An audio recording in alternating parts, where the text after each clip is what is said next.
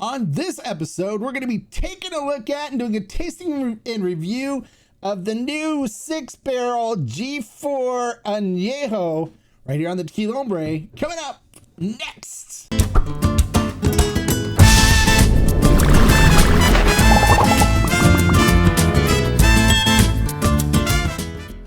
Hello and welcome to this episode of the Tequila Hombre, where today we're going to be taking a look at and doing a tasting review of a new special edition G4. It's called the 6-barrel Anejo, and it's supposed to be one of the most different G4s ever created. So let's not waste any more time. Let's talk about this special edition and how it's made. All right, so let's talk about the production of this tequila. Felipe kind of went off the rails on this one, went a little crazy, which is fine because when he goes crazy, things turn out really good. So for normal G4, they use the state-grown agave. Felipe grows his own agave, of course, and then they cook them in brick hornos at El Pendillo. And then after the agave are cooked, they then use the Felipe Stein, his Taona that he created using a steamroller wheel to crush the agave and extract the sugars from the agave fibers. And then this time, instead of fermenting it in stainless steel tanks like he normally does, or the pine vat, they fermented it inside wooden barrels and they used champagne yeast. So after this was done fermenting in the wooden barrels, they then twice distilled it using what he calls his mezcal still, which is a really tiny still that he sets up outside. And it takes a long time to do it all. And then instead of pumping steam into the still like they do for their big stills to generate the heat to power the still, they used a propane fire underneath the still and direct fired it with propane. So this is something a little different there as well. After it was done being distilled, they then barreled it. Now they barreled it and they aged it for 30 months. And they used different kind of barrels for it. So what they used is they used 2 Chardonnay wine barrels and 4 cognac barrels. And they aged it in these barrels, and then they blended it together perfectly to come up with this new and interesting flavor profile. Now, from what the people at G4 told me, they said this is one of the most unique expressions from G4 that they have ever tasted and that Felipe says he's ever created. So let's not waste any more time. Let's get into the tasting portion and see if it hits that mark. Okay, my favorite part of the review, it's the tasting portion. Now, the only way you can actually tell that you have the correct bottle is they use the regular Anejo label for it, but they just added this little sticker. So if yours has the sticker on it, then you've got the right edition. Otherwise, you can't tell. If you pull the sticker off, you will not know. You might be able to tell the difference of this from another Anejo expression version or batch or whatever, unless you taste them probably. So let's see though. So let's pour a little bit of this in the glass.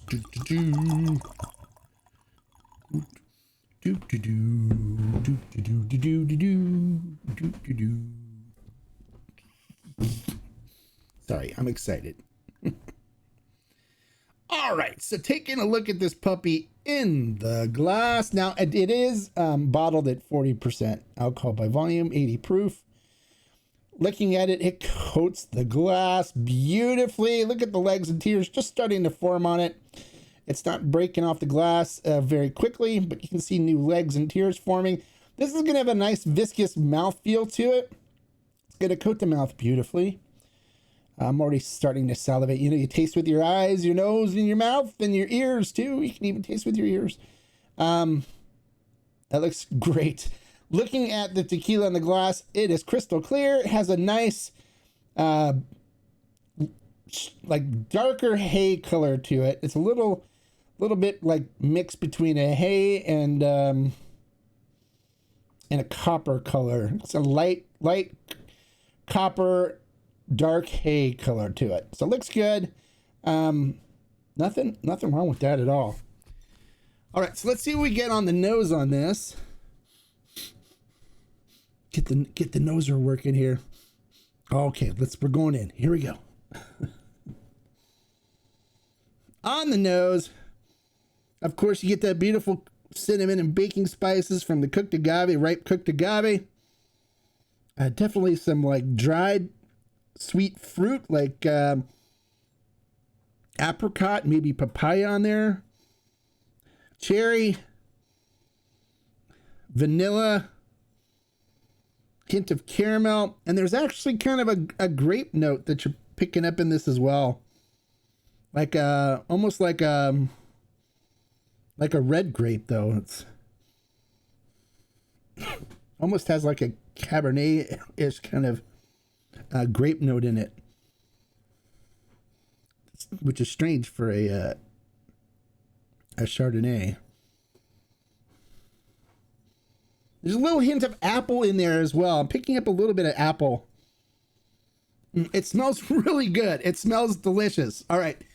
This is the first sip of tequila that I'm having today, so I'm going to have to acclimate my mouth and gums to a 40% alcohol. So bear with me here for a second.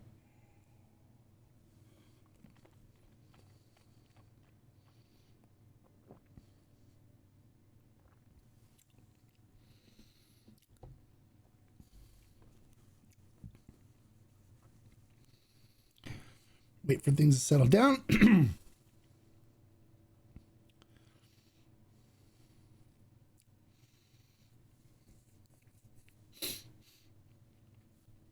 And now we're going in.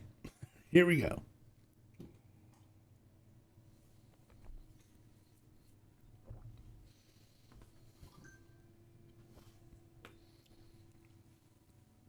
Coats the mouth beautifully.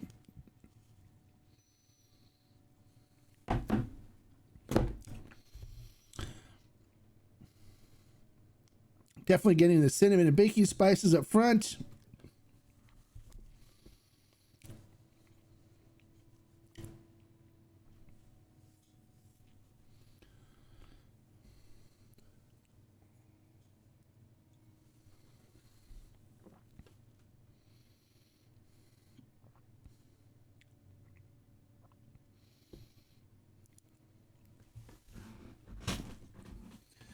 Definitely get the cinnamon and baking spices up front.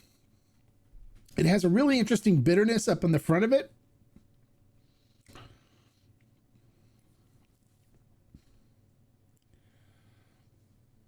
A really interesting salinity to it.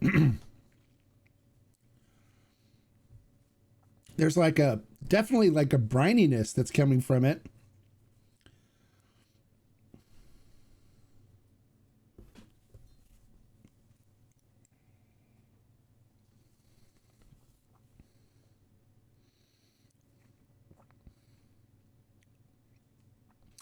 Really nice cinnamon and baking spices up front, a little hint of vanilla. Then comes in this heavy duty bitterness in it.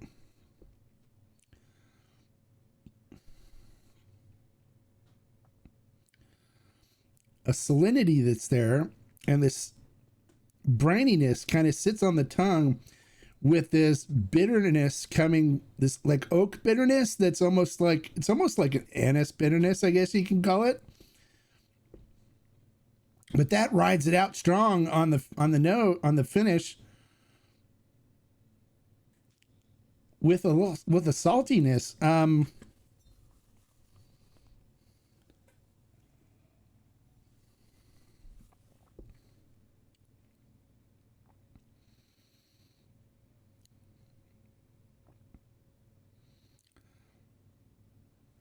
Yeah.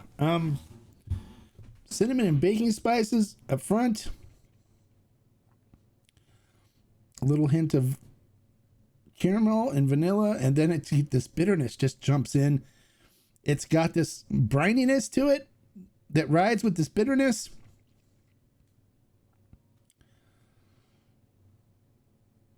This is really interesting. It's really different. I think some people would enjoy this because it's so different. There's definitely like a hint of like definitely picking up like a grapiness to it too. There's a little hint of like green apple grapiness in it. But the bitterness is just a little bit overbearing for me. And then the salinity, I normally don't mind like a brininess and salinity in it. but this one seems to hang in there with this bitterness, and it's not really giving me a pleasant flavor profile. I can drink it. It's not completely offensive to me. I can definitely drink it. I can definitely enjoy it. And maybe this needs to open up a little bit more in order for it to kind of settle down a little bit. But right now, just first taste, I'm not a fan. I'm not a fan.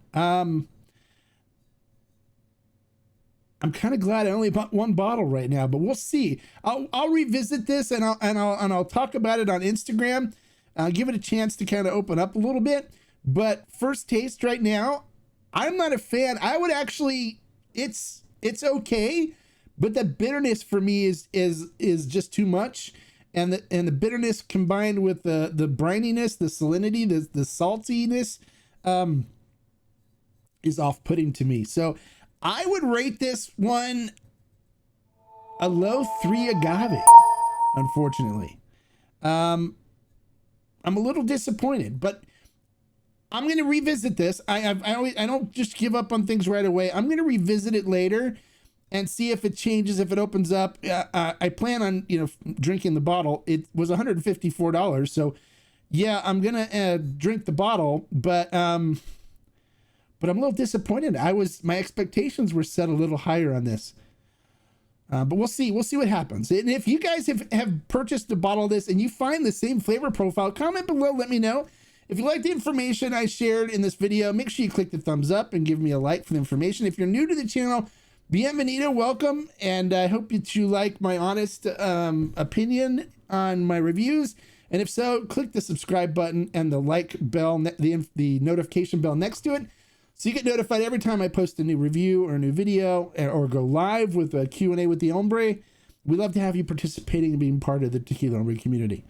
And like I always say, life is too short to drink bad tequila. So right now, the G4 6 barrel, if you're thinking about it and have an eye on one or whatever, I would say it's a pass for now, but we're going to revisit it later and see if it opens up and becomes different here a little bit down the road. All right. Salute, guys. See you soon. Bye.